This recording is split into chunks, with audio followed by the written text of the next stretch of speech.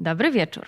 W 7. odsłonie programu Polskiego Radia Chopin Podaj PIN do Chopina, czyli Chopin Online, gościmy wybitnego pianistę i wykładowcę Uniwersytetu Muzycznego imienia Fryderyka Chopina w Warszawie, Konrada Skolarskiego. Dobry wieczór. Dobry wieczór. Witamy Dobry wieczór serdecznie. Państwu, witam. Jest pan jednym z ostatnich, o ile nie ostatnim uczniem legendarnego Petera Feuchtwangera. Czy mógłby nam pan przybliżyć sylwetkę tego wybitnego pianisty i pedagoga? To będzie niezwykle trudne zadanie, ponieważ była to niezwykle barwna postać. Potomek blisko spokrewniony z pisarzem Leonem Feuchtwangerem. Pianista samouk do pewnego momentu w życiu. Uczył się u ucznia Lista, potem u Fischera, Giesekinga. Przyjaźnił się i pracował pod okiem Haskell, Horowica. Oprócz tego był filozofem, kompozytorem, bo kończył też kompozycję. Malował. Był wybitnym znawcą sztuki bel canto. Nawet udzielał lekcji mistrzowskich wybitnym wokalistom. Stworzył też unikalny system ćwiczeń nadgarstków dla malarzy. Ja dowiedziałem się o Peterze przez przypadek, a zbiegło się to w czasie z moją wielką fascynacją sztuką wykonawczą Szury Czerkaskiego. I kiedy dowiedziałem się, że do śmierci Szura Czerkaski pozostawał pod opieką Petera, natychmiast zdecydowałem, że muszę się tam udać i nasza przyjaźń muzyczna trwała więcej niż prawie 10 lat, bo Peter umarł. I to był wspaniały czas w moim życiu. Bardzo dużo się nauczyłem. W takim razie można powiedzieć, że Feuchtwanger nie uczył tylko muzyki, tak? Nie. Tylko chodziło o pewną filozofię życia. Chyba tak, natomiast jakkolwiek bardzo ciężko jest dzisiaj, używając słów, opisać to, czym się zajmował, pracując z wybitnymi pianistami, bo przecież przygotowywał Martę Argerich do konkursu chopinowskiego, prowadził ją wiele lat. Jego uczniem był Nelson Freire, Szura Czerkaski. Wiemy, że Claudio Arrau z nim pracował. Tam przewijały się przez jego mieszkanie, bo tylko w domu uczył wielcy pianiści. Natomiast gdybym miał to skrócić ten wywód, wydaje mi się, że to można sprowadzić do kilku aspektów. Przede wszystkim przydarzanie się muzyki. On kiedyś powiedział takie piękne zdanie, że wspaniałą interpretację możemy tylko dopuścić. Nie możemy jej wykreować. To była rzeczywiście filozofia. On kochał zen. Natomiast wielką wagę przywiązywał do czegoś, co po polsku można by przetłumaczyć jako odmechanizowanie muzyki. Zwykł mawiać, że we wszystkich akademiach muzycznych na świecie wymaga się równej gry, uczy się równej artykulacji, a przecież nikt z nas równo nie chodzi, nie oddycha, nie śpiewa, nie chodzi. I to podejście było ściśle związane ze sztuką bel canto, którego zasady zgłębił jak nikt i próbował je przenieść na bądź co bądź instrument, który się za nami znajduje, instrument perkusyjny.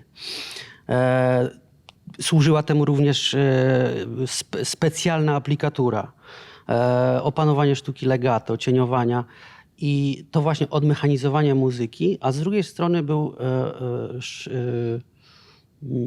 uznawany za czarodzieja techniki, ponieważ już w trakcie lekcji uczeń rozwiązywał wszystkie problemy techniczne i muzyczne i zupełnie w kilku miejscach Peter dotykał problemu i wszystko pryskało. Natomiast to była fizjologia gry. Zresztą stworzył wspaniałe ćwiczenia dla pianistów, które leczą aparat, który jest źle używany, ale również uczą naturalnej, bezwysiłkowej gry. To jest to, co on od Horowica i od Clary Haskell przejął. To już po śmierci Petera do mnie dotarło, że miałem zaszczyt i szczęście pracować z człowiekiem, którego stworzyli wielcy pianiści pierwszej połowy XX wieku, a więc Gieseking, Fischer.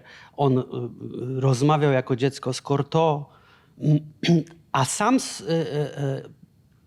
brał udział przy stwarzaniu, by tak rzec, wielkich pianistów drugiej połowy XX wieku. I tu się jakaś klamra dopięła. Natomiast to, co Chorowic, zupełnie Peter Feuchtwanger obalał bardzo wiele mitów, choćby dotyczących techniki czy gry. Dlatego nie był zbyt lubiany w akademiach, nawet w tych najlepszych, jak Juilliard, czy Salzburg, czy inne akademie. On uczył w domu. Kto chciał, to przyjeżdżał, wiedział, ciągnie wilka do lasu. Natomiast, co wyniósł od Chorowica? No przede wszystkim opowiadał mi, że Chorowic, ćwicząc akordy w trzecim Rachmaninowa, siadał na podłodze. Po to, żeby nie było żadnego spięcia, żeby chwytać, zjadać te akordy. Ale przede wszystkim Peter, to co wyniósł od Chorowica i sam nad tym pracował, bo miał piekielną intuicję, to jest fakt, że wielką technikę ma ten, kto umie puszczać klawisze, a nie naciskać. To jest zupełnie inna filozofia gry, kiedy tylko wkładamy energię w instrument, a kiedy ją wydobywamy i wymieniamy. Także legato i umiejętność puszczania klawisza w odpowiedni sposób.